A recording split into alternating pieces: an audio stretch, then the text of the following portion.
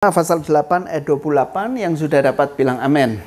Ya, 2, 3. Kita tahu sekarang bahwa Allah turut bekerja dalam segala sesuatu untuk mendatangkan kebaikan bagi mereka yang mengasihi Dia, yaitu bagi mereka yang terpanggil sesuai dengan rencana Allah. Amin. Ayat ini mengatakan di awal, kita tahu sekarang. Ya, Bapak Ibu Saudara, kalau kita mau mengerti jalan-jalannya Tuhan, kita mau mengerti rencananya Tuhan, kita harus punya hati yang mengerti. Makanya kan ada sebuah lagu mengatakan, sering ku tak mengerti jalan-jalanmu Tuhan, bagai di belantara yang gersang. Refnya gimana? Ajarku memahami semua yang kau ingini, hidupku senangkan hatimu. Amin, Bapak Ibu Saudara. Ya, Tuhan ajar kami untuk mengerti. Orang yang punya hati untuk mengerti rencana Tuhan, pada akhirnya dia akan berkata seperti Rasul Paulus dalam kitab Roma ini, kita tahu sekarang. Aku tahu sekarang Tuhan, ternyata masalah keluargaku mendatangkan kebaikan bagi diriku. Amin. Aku tahu sekarang Tuhan, segala sakit penyakitku sekarang mendatangkan kebaikan bagiku. Aku tahu Tuhan, sekarang fitnahan orang, omongan orang justru menguatkan aku. Aku tahu sekarang Tuhan, semua kesialan masa lalu saya yang kelam mendatangkan kebaikan bagi Dia yang mengasihi itu. Bilang amin. Bapak Ibu Saudara, punya hati yang mengerti. Pagi hari ini tema kita, hati yang mengerti. Kita nggak tahu apa yang dialami teman kita satu dengan yang lain. Kita nggak tahu perjuangannya. Kita nggak tahu berdarah-darahnya dia. Kita nggak tahu tetes air mata, setiap tetes air mata yang dikeluarkan. Bagaimana kita bisa mau mengerti rencana Tuhan?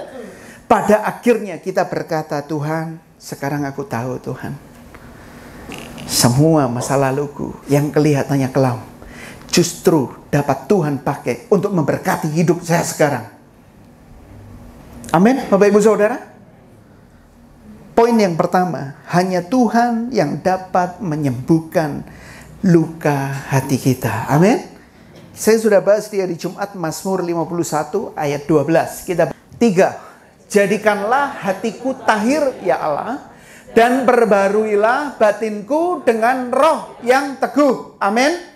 Jadi yang pertama, kalau kita mau punya hati yang mengerti rencananya Tuhan, hati yang tahu kehendak Tuhan, hati yang mau disembuhkan oleh Tuhan, gak ada manusia yang bisa menyembuhkan luka hati kita. Karena luka hati ini terus menganga, Bapak Ibu Saudara, kalau tidak ada Roh Kudus yang tinggal dalam hati dan pikiran kita. Amin. Daud berkata, Tuhan, jadikan hatiku tahir. Tahir itu sembuh seutuhnya. Tahir itu total sembuh, totally sembuh. Artinya nggak ada lagi luka di dalam hatinya. Konteks ini kalau Bapak Ibu Saudara baca di ayat yang pertama, Daud berkata, sampai pada ayat ini, dia katakan ketika dia didatangi oleh Nabi Nathan, kemudian ditegur. Padahal Daud ini adalah seorang raja. Dia punya kapasitas untuk menghukum seorang nabi, even itu dia nabi. Aku nggak bersalah kok, ya, aku nggak berdosa kok. Dia bisa melindungi diri. Tapi ketika Nabi Nathan datang bilang, hei, kamu ambil istri orang, kamu bunuh suaminya di medan perang, kamu lakukan pembunuhan berencana. Daud berlutut dan apa yang dia katakan, jadikan hatiku tahir ya Allah, dan perbaharuilah batinku dengan roh yang teguh. Siapa yang di sini hatinya sakit? Daud nyanyi sama Tuhan.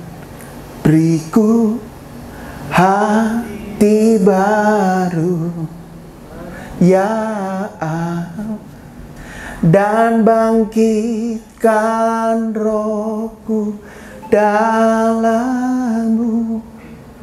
Perbaruiku sukacita keselamatanku. Jangan ambil roh-Mu dariku. Amin, Bapak Ibu Saudara. Orang ketika dia jatuh, Tuhan jangan ambil hartaku Tuhan. Tuhan jangan ambil semuanya Tuhan. Setiap orang pernah jatuh dalam dosa. Saya, saudara, kita semua lemah. Tapi kita dikuatkan oleh Tuhan. Amin. Kita semua salah. Kita dibenarkan oleh Tuhan. Kita semua tidak layak. Kita dilayakkan oleh Tuhan Yesus Kristus. Amin. Nggak ada yang layak. Nggak ada yang sempurna di sini. Nobody's perfect.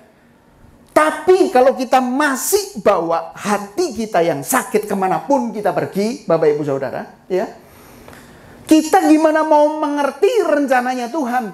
Gimana kita mau berkata, aku tahu sekarang semuanya mendatangkan kebaikan? Kita nggak akan mengerti kalau hati kita masih sakit. Daud bilang, tahirkan hatiku ya Tuhan. Ayat yang selanjutnya, ya Daud berkata, Tuhan sembuhkan aku. Tuhan pulihkan keadaanku. Bapak Ibu Saudara, kita semua tidak akan pernah dapat pemulihan dari Tuhan kalau kita nggak nyembuhkan hati kita. Amin.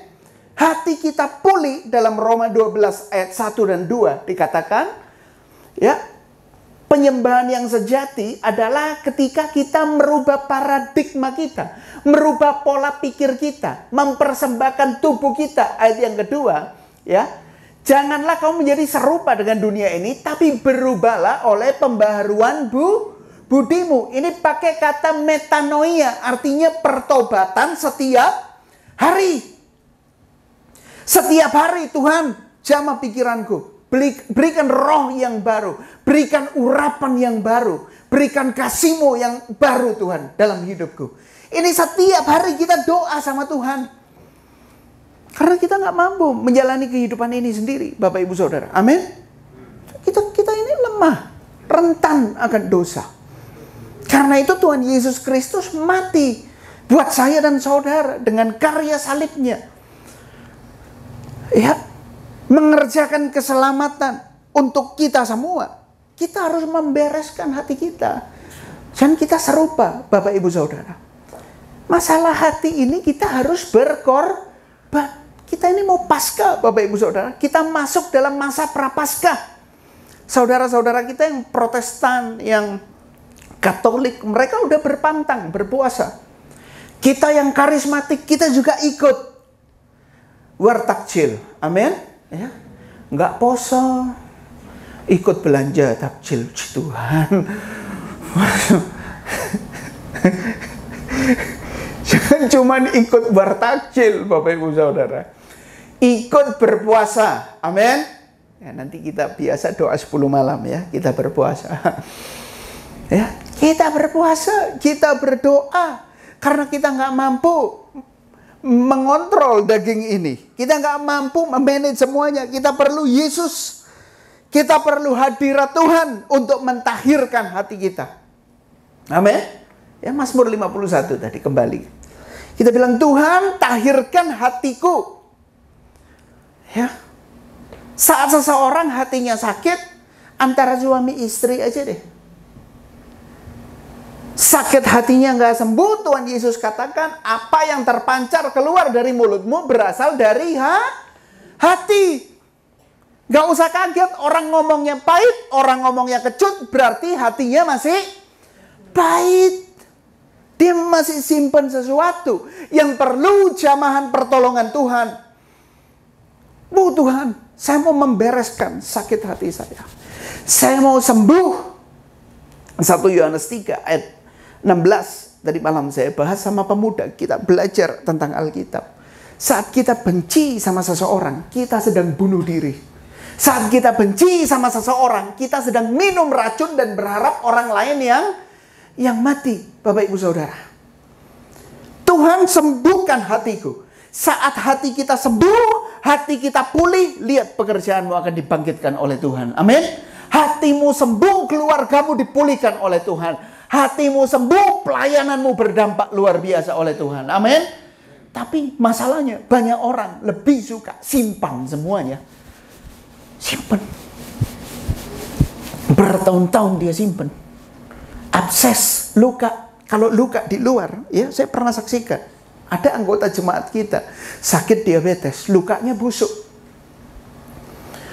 1 bulan, 2 bulan, dokter bilang, ini kalau nggak kering, nggak sembuh, harus diamputasi. Bapak Ibu Saudara, luka 1-2 bulan, nggak kering, harus diamputasi. Masalahnya, berapa banyak orang yang simpen luka di hatinya, bukan lagi bilangan bulan, tahun, puluhan tahun dia simpan sakit hati.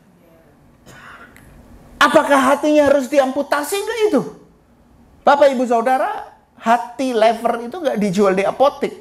Ya, orang yang simpan hati itu di firman Tuhan bicara tentang pikiran, kehendak, perasaan, tujuan yang membuahkan pada tindakan. Itu keputusan hati adalah roh, jiwa, pikiran, hati, semuanya berkecamuk. Pikiran, kehendak, perasaan. Dia membuahkan sesuatu. Karena itu jika seseorang hidupnya nggak ada buah roh, kasih, sukacita, kesabaran, kelemah lembutan, sampai akhirnya penguasaan diri, orang yang nggak ada buah roh, otomatis dia akan menghasilkan buah dosa, buah kejahatan. Karena nggak sembuh, susah sembuh, nggak mau disembuhkan, nggak mau dipulihkan, nggak mau datang sama Tuhan. Poin yang kedua, bereskan hati kita. Amin. Dibersihkan dulu, Bapak Ibu Saudara. Tuhan Yesus berkata, ada seseorang, dia membersihkan rumahnya. Ya. Setan ini pergi berkelana. Lalu setan ini balik ke rumah itu dan didapati rumah itu bersih, dalam tanda kutip. Bersih di sini bukan bilang rumah itu rapi teratur, bersih. Dalam terjemahan lainnya dikatakan ketika iblis pergi berkelana, dia kembali ke rumah itu dan didapati rumah itu kosong. Bapak Ibu Saudara, kalau kita sudah bertobat dari dosa kita, kita sudah berubah, lalu kita nggak berjaga-jaga, kita nggak waspada, kita nggak berdoa, kita nggak berpuasa, kita nggak worship God, kita nggak baca firman Tuhan, rumah kita kosong, apa yang terjadi? Iblis itu bawa teman berapa? 7 jenis dosa, setan yang lainnya.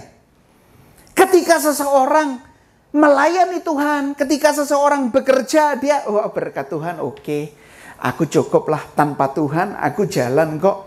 Rumahnya kosong. Dia akan jadi lebih jahat daripada yang sebelumnya. Yang kedua, hati kita harus beres. Markus 11 ayat 25. Injil Markus pasal 11 ayat 25. Ya. Markus 11 ayat 25. 2, 3. Dan jika kamu berdiri untuk berdoa, ampunilah dahulu sekiranya ada barang sesuatu dalam. Kenapa doa kita nggak dijawab sama Tuhan? Kenapa doa kita nggak dijawab sama Tuhan? Ya, kenapa doa kita nggak dijawab sama Tuhan? Ada barang sesuatu dalam hatimu. Ayat ini mengatakan, ya, ampunilah dahulu sekiranya ada barang sesuatu dalam hatimu terhadap seseorang. Kalau kamu mau berdiri untuk berdoa, bereskan hatimu. Amin. Bereskan hatimu. Tuhan, tahirkan hatiku. Sama seperti Daud, dia doa, Tuhan, renewing my heart. Dalam kitab terjemahan bahasa Inggris NKJV dikatakan, kasih aku hati yang baru Tuhan. Hati yang taat Tuhan. Hati yang mengasihi Tuhan. Bapak Ibu Saudara, saat Tuhan Yesus pikul kayu salib, ya, Saya belajar beberapa fakta ketika Tuhan Yesus disalib. Hukuman salib itu adalah hukuman mati yang membiarkan orang yang kena hukuman itu untuk mati mati secara perlahan. Bapak Ibu Saudara lihat hukuman mati saat ini yang ada di seluruh dunia. Hukuman matinya itu cepat, ditembak. Hukuman matinya itu disuntik mati. Ya, matinya nggak kesakitan. Disuntik mati. Matinya itu digantung paling parah. Ada yang disetrum di kursi listrik.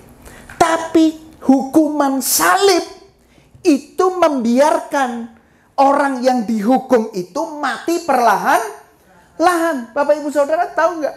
Mulai dari proses Tuhan Yesus diambil, diadili, ditelanjangi, dipakaikan mahkota duri, disuruh pikul salib, dicambuk 40 kurang 1 kali. Hukuman harus diulang. Cambuk itu bukan cuma cemeti. Cambuk itu ujung besinya ada 2, ada 3. Dicambuk ketika dia tertancap di kulit. Ketika ditarik dia akan mencabik daging, bukan cuma kulit. Tahu nggak? Salib kayu yang dipikul oleh Tuhan Yesus itu beratnya 2 kali, 2,5 kali berat badan Tuhan Yesus. Jadi kita bisa bilang kayu salib itu beratnya, saya pernah baca sebuah tafsiran, kayu salib itu beratnya 125 kilo. Kayu yang berat itu. Karena dia harus menopang. Dan itu mereka suruh Tuhan Yesus pikul. Yang pernah ke Israel. Ya, ketika mereka jalan di Via Dolorosa. Ada sebuah lagu. Jalan Via Dolorosa. Jalan penuh derita. Ya. Tuhan Yesus pikul kayu yang beratnya 2,5 kali berat badannya. Berapa kali Tuhan Yesus jatuh saat pikul salib? 3 kali Tuhan Yesus jatuh. Berapa kali Tuhan Yesus berdiri? 4 kali. Tuhan Yesus digantung di atas kayu salib. Dibiarkan mati sampai darahnya habis. Untuk ngecek seseorang mati di atas kayu salib, apa yang mereka lakukan? Ditusuk lambungnya. Yang keluar apa ketika lambung Tuhan Yesus ditusuk? Air. Kenapa nggak keluar darah? Udah habis duluan darahnya. Kenapa Tuhan Yesus tahan dengan semua penderitaan itu? Karena cintanya lebih besar untuk saya dan saudara. Amin. Karena cintanya lebih besar. Cintanya yang membuat dia bertahan sampai mati di atas kayu salib. Seberapa banyak di antara kita kena masalah dikit udah nggak tahan sama kehidupan. Kena masalah dikit udah cengeng teriak sama Tuhan. Wah, Tuhan tinggalkan aku. Tuhan gak peduli sama aku. Gak tahu kita cintanya Tuhan sebesar apa.